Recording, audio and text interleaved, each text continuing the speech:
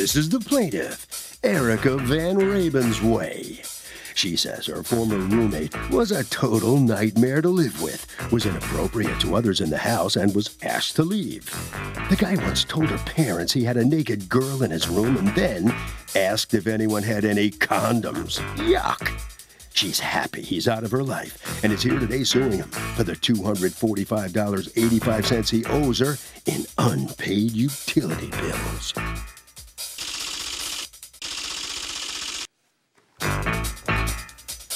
This is the defendant, Palermo Deschamps. He says they had an agreement that overnight guests weren't allowed to stay over for more than 4 consecutive days, and the plaintiff violated that agreement all the time. She also ripped him off on the rent by overcharging him, and if anyone's owed money today, it's him. He's accused of being inappropriate.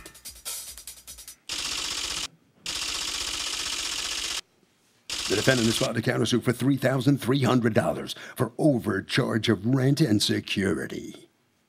All parties, please raise your right hand. Be seated. Come to order, please. Litigants have been sworn, Your Honor. Thank you, Douglas. You're welcome, ma'am. Erica Van Ravensway? Yes. You are suing Palermo Deschamps for utility bills that, according to you, he still owes you. You have counterclaimed against her $3,300 because now that she mentions it, you want back your security deposit and you have serious complaints about the way she handled the last several months of your tenancy there and feel that you are entitled to damages over it.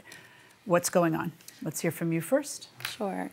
So Palermo moved in at the end of March, and I had him sign a contract saying that he would pay 1/4 of the utilities. March of what? 2015. Okay. And may I see the lease that you had him sign? So this isn't a lease, it's just a contract. That's so a lease. We had a... Yeah. All right. According to you, do you ask him to leave or does he leave? I asked him to leave. Why? Well, he was acting very inappropriately around my family and my How friends. So? We had a Memorial Day barbecue. Every year I have a party, and everyone can bring their friends. He brought his friends and his girlfriend over. He tried to really, just a lot of sexual advances on my friends. And then he just tried to walk out on the party to have sex with his girlfriend, and then coming back a couple minutes later with no shirt on, asking everybody for condoms. There were about 20 people still there. A few days later, I went to dinner with my parents, and they both told me that he said that he had a naked woman in his room, which I feel is very inappropriate to tell my parents. After that, I was just like, no more parties. I'm just not going to bring anybody over. My friends didn't want to come over. They want to be around him. And then... How many roommates were in this apartment? There's 4 of us total. And everybody else got along? Yeah. Okay. So at what day do you tell him this is not working? How long had he lived there? He'd been there since the end of March, so it was a few months. So not very long? No. Okay, so when do you tell him he's got to go? Around July 15th. Does that sound correct? That sounds correct. Okay. So then what happens? He moves out, but he moves out early. He moves out August 19th. He moved on August 16th. 16th? Yes. Okay. I had been working all day. I came home and he was drunk. And he asked me if Chris, another roommate, had told me that he was moving. And I said, no, this is my first time hearing about it. He said, well, Chris is going to help me. Well, you knew he was moving in the next few weeks. Yeah, but he didn't You didn't know what day. Yeah. Okay. I just came home and he said, oh, I'm moving tomorrow. Okay. So I said, okay. And he said Chris was helping him. Okay. So, okay. So I text Chris, could you please just remind him to pay his utilities because they were due. And then, so now, the utilities that he needed to pay would be one that's a bill that's come in and a bill that doesn't come in until next month, right? Because utilities are a month behind. But I definitely just he's not the first roommate I've had, and I don't chase after people after the fact. I just keep it, So you just wanted the utility, his portion, 25% of the utilities for July? Yes. Okay. May I see, do you have a stack of utility bills that covers many, many months or just July here? I have both. I'd like to see a stack of, I'd like to see any utility bills you have over a long course of time. Okay. Did you walk around and ask people for condoms? No. Did you tell her parents you had a naked woman in your room? No, Your Honor. Well, that's kind of a weird thing to make up. Yep. No, meaning it has a ring of truth. Because it's so weird. The thing is, at that party, I was there with my girlfriend and my friends, and after a while of drinking and hanging out with everybody, we decided to go up to our rooms. and to my room, and then we were pretty much there for the rest of the night. And that's how I remember it. So. Do you remember much? No, and in the morning, she had a really big fit about it. What was the total amount of the August bill? For For utilities, total utilities for August. $130.49. Con Ed is $95.36. And you said $130.49, but is that That was his... for National Grid. Yes, the whole bill or a fourth of the bill? Because he's only Oh, yes, that's 1/4. That's only his portion. How much was your whole National Grid bill for July? I'm not sure. Well, but see, I'm only seeing in what you're showing me a smaller amount than what a fourth would be. I would expect to see it be 500 and something, right? Sometimes they skip when they read the meter. You've handed me something that doesn't have July or August for Con Ed. Do you have a bill for Con Ed for July or August? Yes, you have it. Yep. You're going to hand me the bill. And you do know what I mean by bill, right? Yes. Okay. Here's everything and then some. I'm just going to hand you everything that's on my desk. And you're going to find the Con Ed bill, right? Okay. Okay. All right. So talk to me, Mr. Deschamps. It sounds to me like what's going on is this. These are all consistent, systematic charges that you always agreed to pay. But you appear to have a reason why you don't feel why you feel not only that you shouldn't have to pay, but that money is owed to you. Yes. Talk to me. So when I moved in, there was an obvious problem with the room, and I talked to Erica about it. There was a really, really bad smell with the room, and it was as if like there was a dead animal in the walls or something like that. I hate when that happens. It smelled awful. One day I came back into my room and it was covered in flies. Like literally, like something was in there rotting, and that's what the people said when they got back to us. They said that. Who's the people? The people that Erica contacted to go investigate. Okay, so you hired somebody to take a look at it and see what the problem was? My landlord, they have their own people that they hire. And so all you had to do was call the landlord? It's free? Yeah, pretty much. So I'm renting. why didn't that get taken care of in March? Everything was taken care of. What happened was there was an exterminator, so there were definitely probably, things in the wall that were dead and... Can I just say that I wouldn't live in a place that you just described that way? Would you? Where it was just his room, or was it everything? No, it was the whole house because really? because the whole building was exterminated. So when you exterminate a whole building. And according to you, was it the whole house or just your place? The source of it was coming from my room for sure. But it was everywhere. That's where the Everybody could smell strongest was. Some days you could smell it throughout the entire house, but most days you can smell it in my room. Okay. Well, apparently it wasn't enough to stop the steady flow, according to you, of Airbnb tenants.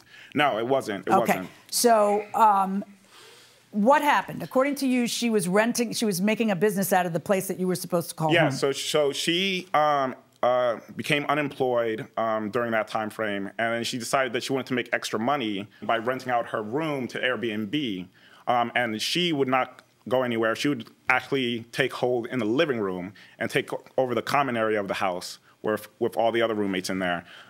So we just had a constant flow of Airbnb guests coming in and out while the whole time we was there, and it was really, really bad to have strangers in our home. And she was completely were you renting profiting. out your room to Airbnb tenants? Which Airbnb is a website where people rent out.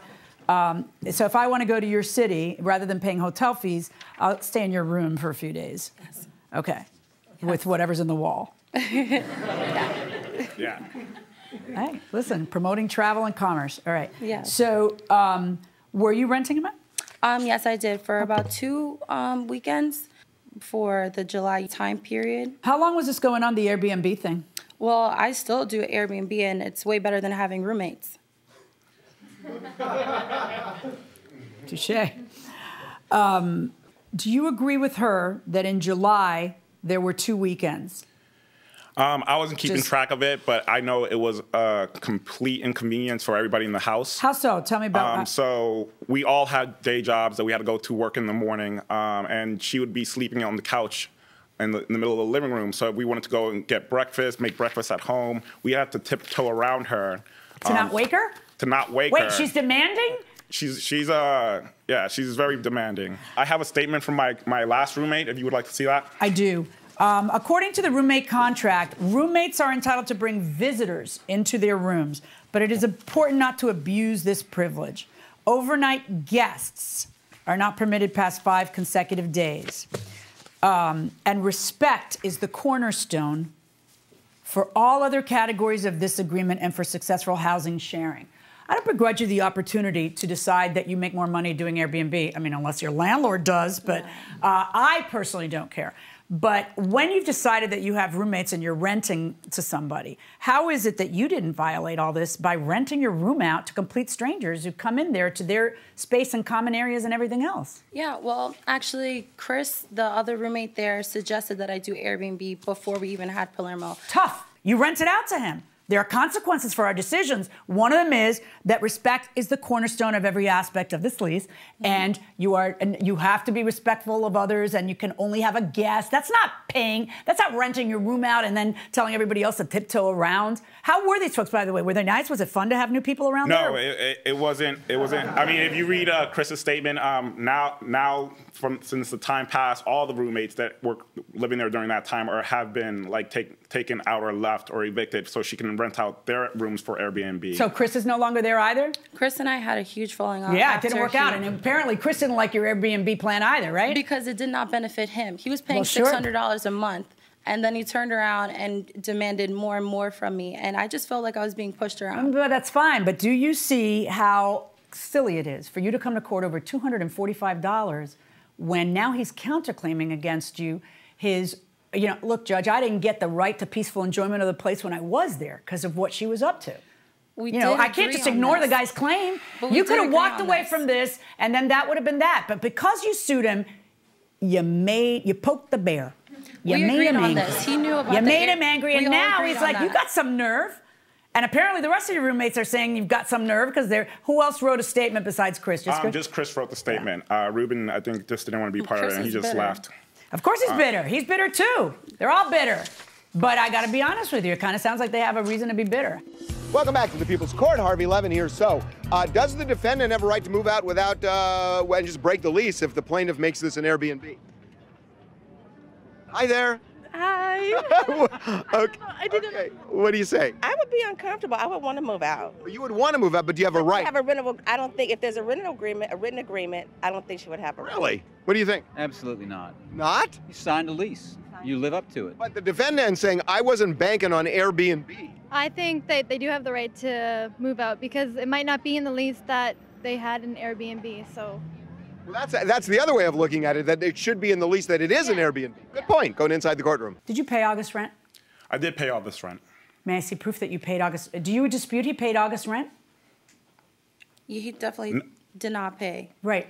No, I thought you said, did you pay all this rent? August. August rent. No, I didn't pay August rent. I didn't pay August rent because she kicked me out. Your $900 security deposit goes to August rent.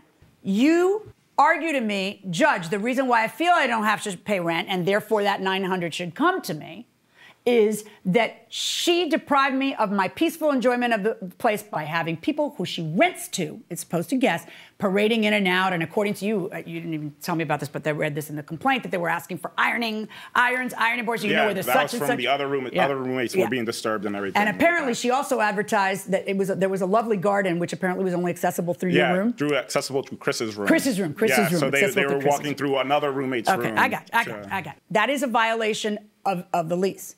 The question is then, what should you be entitled to? I find, based on what I've listened to, that you were entitled to $900. You're entitled to 1 month. Why? For a very simple reason. You cannot come here and cry to me that you had 5 months worth of hell, because you had an option to get out of it every single month. Every single month, you could just say, all right, this is my last month. But you didn't, because the $900 was a good deal, the location was a good deal, it worked for you, whatever reasons you have. So I find that what the depriving of your peaceful enjoyment was 1 month worth of stuff. Now let's talk about that $900. According to her, you still owe the utilities. So we're going to see how much of that $900 is going to go to utilities. I had asked you earlier for your there we go. Thank you. You lived there from March to when? I lived there from the end of March to, I would say... What's end of March? When did you move in? Near the 28th or 29th or something. So you lived there April through August? Through August 15th. How much was your monthly payment according to you? For the These rent? are not hard questions. How much did you pay in utilities per month? Every month, what would you pay? Somewhere around like $130 to $150 was... Every month you would pay more or less? Somewhere around there, yeah. Okay. All right. This is the National Grid, and this is what? She said that the 5 is on that one, 521. That's what she told Okay, me. sweetheart, your auto bill pay Yes. from your bank is not what I asked for, because for all I know, you owe 3 months because you haven't been paying the bills that these guys have been giving you the money for. I want your bill. You don't have it? That's it. There's no more discussion. So here's what's going to happen. The $900, I'm going to deduct $130 from it. You're going to owe no, you're not going to owe. You're going to get back $770. Verdict for the defendant. Net judgment. That's my verdict. All right, hold on, both sides, please. All right, so here's the plaintiff coming out of the courtroom. He does collect back from you, although you got, $130 on the bill that you sued for. What's your reaction to this outcome? You know, it was very legal. I wrote it out. He had 45 days notice, and I'm just sorry that he was so filthy. Mm-hmm. So you're sold on the Airbnb way of doing it, although Yes. you didn't do it quite right. These people are very respectful. They clean up after themselves, and they are very nice people. He is not. All right, step on in here. Where'd she come up with the story about you with that creepy behavior there? I don't know. You said she flipped out the next morning. What'd she flip out about? She flipped out, I think, over the mess of the party. But I mean, there's always going to be a mess after a party. You sure you didn't do something you don't remember after all that drinking and ask for things that you don't remember asking for? No, I was with my girlfriend the whole time. Where do you live now? I live a couple blocks away in another apartment. Better arrangement? Way better arrangement. Harvey? Way nicer people. You know, you got to think about the possibility that the other side can file a countersuit when you sue them, and in this case, the plaintiff ended up on the losing end. That will do it for this case. Litigants for the next case on the way into the courtroom right now.